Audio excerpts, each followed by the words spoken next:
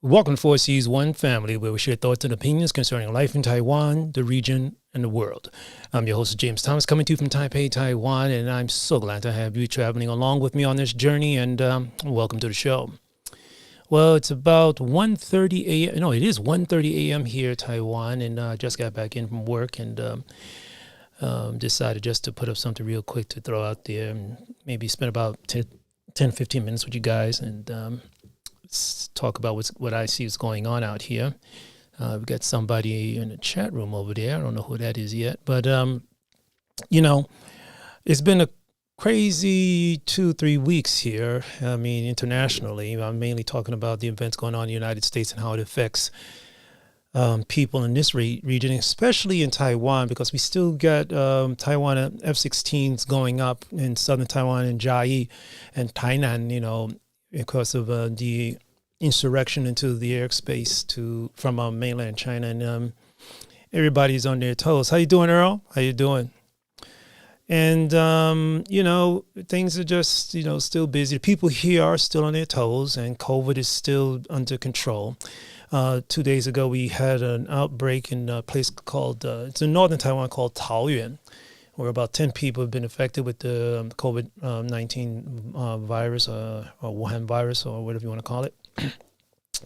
And so some strict enforcement of the rules are going in. The rules have already been strict here, and I'm really proud of the Taiwanese people. They really kicked some butt in controlling the virus. People here are working together, wearing masks and stuff like that. If you get on a bus or going to a public place without a mask, people look at you like you're a Martian, And it's kind of refreshing though to be able to steer somebody down, and look at them if they're not wearing a mask and they like get ashamed, So this is what it is, and I think this virus is a variant of what's coming out of the United Kingdom. What's coming out of the United Kingdom. So, and it appears that this variant of the virus, mutation, whatever, is a lot easier to spread. And the severity of it, I don't know if anyone has done an in-depth report on that, but we'll see. So a lot of things are going on. 45 is out, excuse me, and Biden is in. And someone left a message on the site here in one of my previous videos. I forgot which one. Oh, it's called U.S. Shame. The world is watching us burn, or U.S. burn. Someone by the name of, I would say his name is Wu Guai.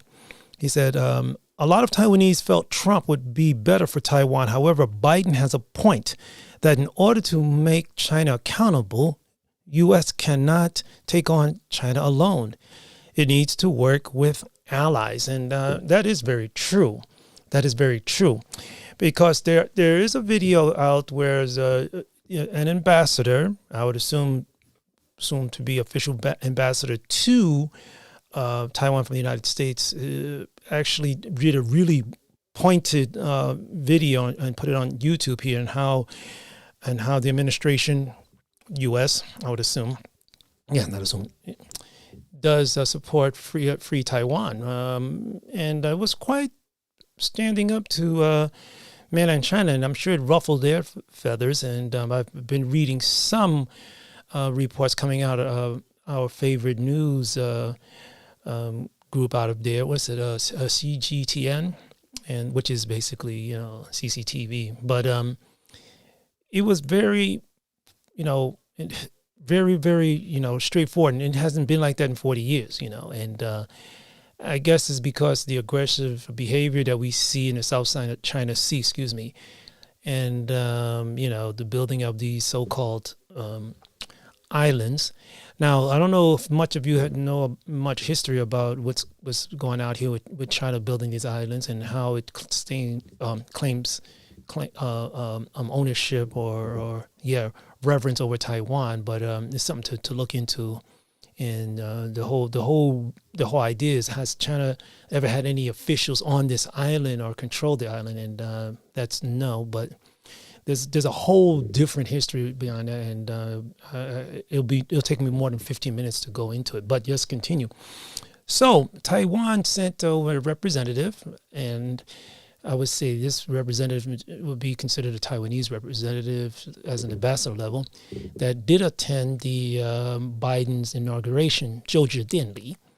And it's quite a powerful thing there because they did get some, how would you say, acknowledgement from the Biden people. So this is kind of cool. This is kind of cool. And has not happened. This is more powerful than the phone call Trump accepted from President Tsai Ing-wen when he became president, you know. And from what I'm observing, that it was actually the United States that, you know, made the outreach to Taiwan to, you know, thank him for taking part and also giving him the invite to the inauguration, which is must be making China a little bit, how would you say, stand more on their toes, I would say, because China is getting it from all sides. I would say not only from the neighbors in the South China Sea, but we also got India dealing with issues over there on the west side of China. And, well, that's going to, I have a feeling that will continue to escalate even in the summer. And I assume that the skirmishes will get a little bit more, how would you say, rambunctious, because the weather will be warmer and people over there, the soldiers, will be able to go after each other with whatever they were carrying, nails and hammers. And, well, will there be any shots fired? It's, who knows?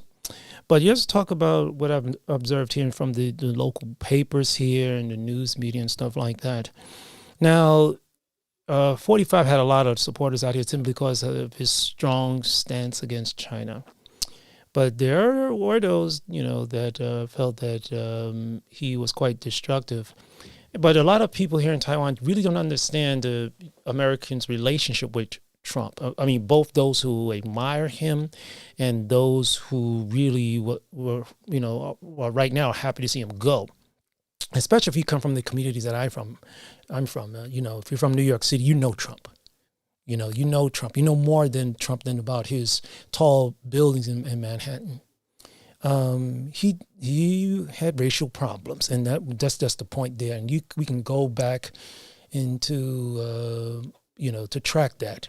I mean, I remember if you want to really see a public announcement of that, you look at one of the old David Letterman show where he had Trump on, and he just straight up and said, "You're racist."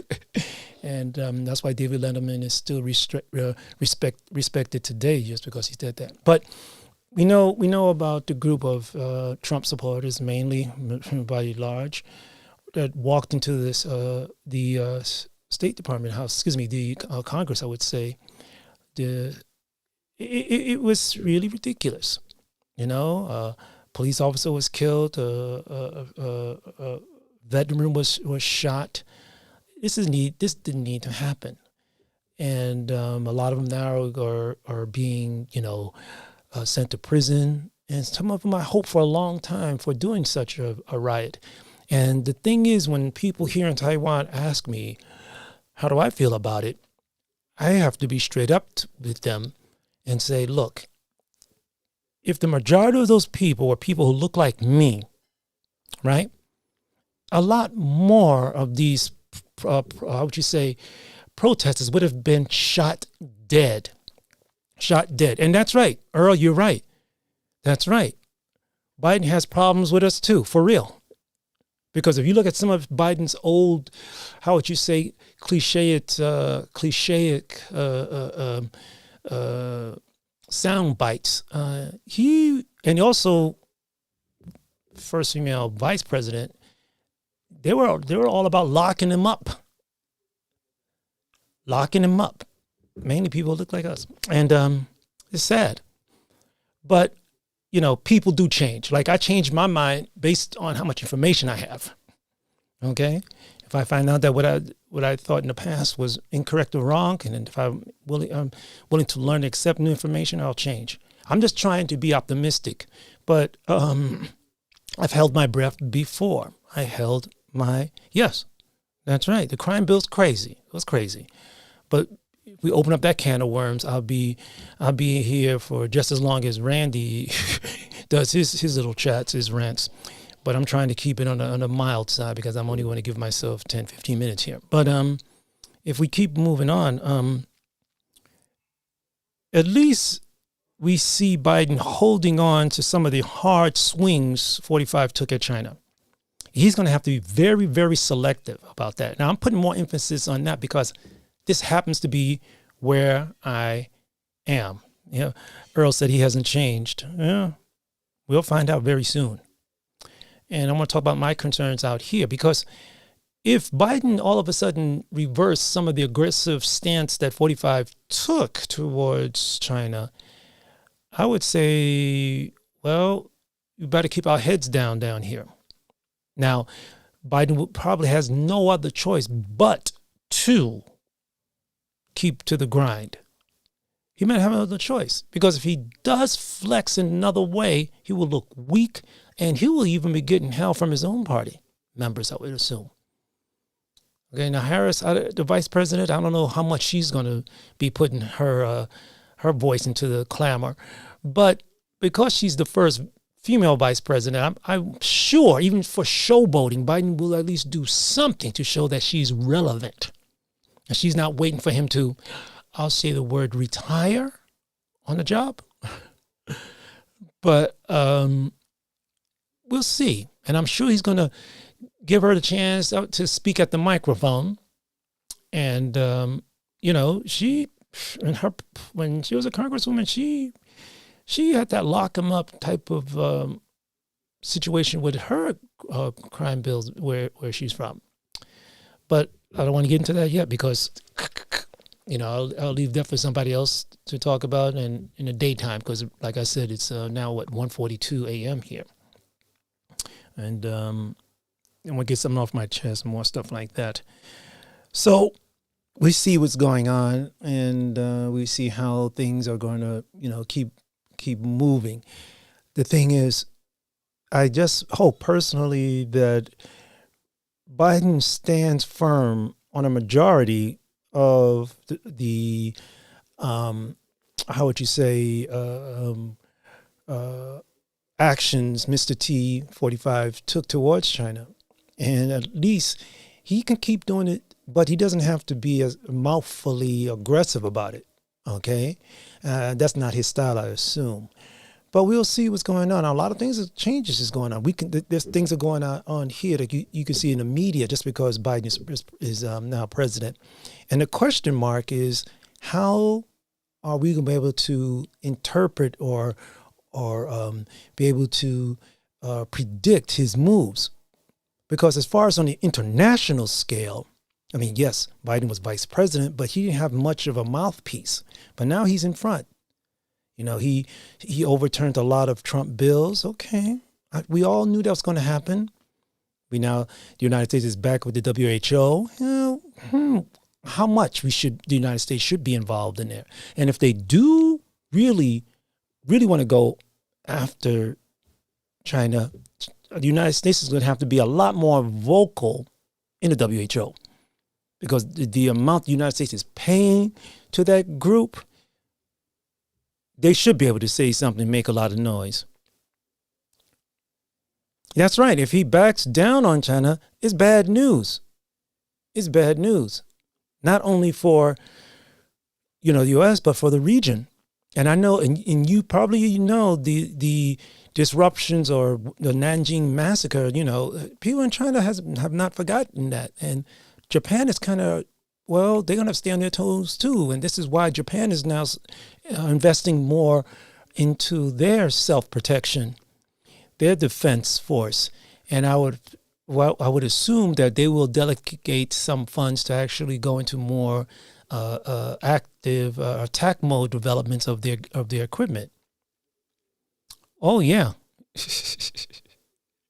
Yeah, he does have 11 million new illegal friends. Well, this is another thing, too, about lessening or loosening up of the illegal immigrants situation. That's a whole different can of worms, and you have to be very careful. But I will say this something about being or want to become an American or become a citizen of any country. If you want to become an American, the first thing they should ask you when you swear It's, you have to learn the pledge and all this stuff. They should ask you straight up, are you willing to die for this country? If you want to come to this country to have a new life, to live off the fruits of this nation, are you willing to go to war for this nation? And if you're not willing to go to war and die, or have someone, connected to you die, don't become a citizen of the U.S. or any nation. Okay? That's just that's just the bottom line. I feel for anybody who wants to become a citizen of a nation, they want to become a citizen of a nation in order to further expand their life goals or those of their children. If you're not willing to die for that nation, don't even go there. Because we have people going into the United States saying, I have my old habits I need to take with me. Or no, this may sound cold, because if I was to become a citizen of Taiwan, I would expect Taiwan to expect me to protect it. I would expect anyone who's becoming an American, who gets sworn in, to just be asked straight up, if there's a war, are you willing to die for the nation? If you're not, if you just come here just to make your money and pass it on to your relatives and whatever back home in that other nation where you came from, don't come here. And that's what I agree with, because I've lost too many people in my family, even on the same day. So that's just the bottom line. If you're not willing to die for the nation that you become a citizen of, don't become a citizen of. They shouldn't even allow you. We do have people who come into the United States with hardcore, how would you say, leaving war zones or leaving their nation to go to the United States for better, not only jobs or things as simple as getting food. If you go to another nation and that nation gives you the opportunity or saves your life, you should be willing to die for that nation. So, especially if you are a former veteran, I think you probably agree with me. Would you just let somebody walk into your kitchen and eat your food and not willing to clean it up, the kitchen for you, for nothing? I don't think that should happen, because they're afraid that washing the dishes with the water that you use would spoil their lifestyle. No, cut that out. You should be willing, if you really see another nation as a hope for your future, you should be willing to die for that. Stand up or shut up or just don't come. So that sounds tough, and probably get a little backlash for that. But I'm just ghost talking right now, because like I said, it's coming up at 1:48 here a.m. and most people in the United States are probably still leaving work, or in this Asian region, they're probably even at parties or going to sleep. Maybe not too many people at parties because this COVID thing, huh? So what will Biden do? That's a question right now everybody is waiting on. As an African American from the United States, we know what to expect from him, okay? Because he did ask for our vote, okay? We'll see what happens. There are conservatives that, even African American conservatives who voted for Trump, feel, no, he's just a devil in disguise. Maybe he is. But for me personally, it is sad that I have to say, the lesser evil is still evil, but it's less. It just buys you a little bit more time, I hope. And I can be wrong. And I'm not afraid to be wrong on this fact. On this opinion, I should say, because it's not a fact. So, if you have any comments, leave me a note down and below this video, and we see what's going on. And, one other thing I want to put up. And if those of you who are familiar with the relationship between the pro-China YouTubers and the anti, well, Serpent said he did something about 2 days ago. He put together something, and also yesterday, showing how some of these pro-Western YouTubers who are in some way supported or financed or urged on by CCP-backed, how would you say, connections, how they are using their selective amnesia and word tongue tumbling to say that they are not involved or supported by the Chinese government in some way, or some part of it, or some group of it, or some whatever. And if you are interested in that, take a look at that. And it's quite scary. Because here, Taiwanese foreign national content creators, I would say they just only care about the food or going to places to visit. They really say they care about Taiwan, which is okay, or they say Taiwan's a wonderful place, but they really don't have the tongue to stand up and go against these pro-CCP foreign nationals who are being just these flogged mouthpieces for the Chinese government. And this is kind of sad. And some of the things they say, they're so easy to be debunked. And it's shameful. It is shameful I would love to get into a conversation with them, because also most of them cannot speak, how would you say, a conversational level of Mandarin Chinese. So they say, this place is so wonderful and everything, but they're getting fed by local English media promoted or produced by the local Chinese government. The only way to know about the culture isn't to learn the language, learn the history, and to get into mix with the people of that nation, not just talking. When you learn the language of another country, you get to learn these subtle nuances, okay?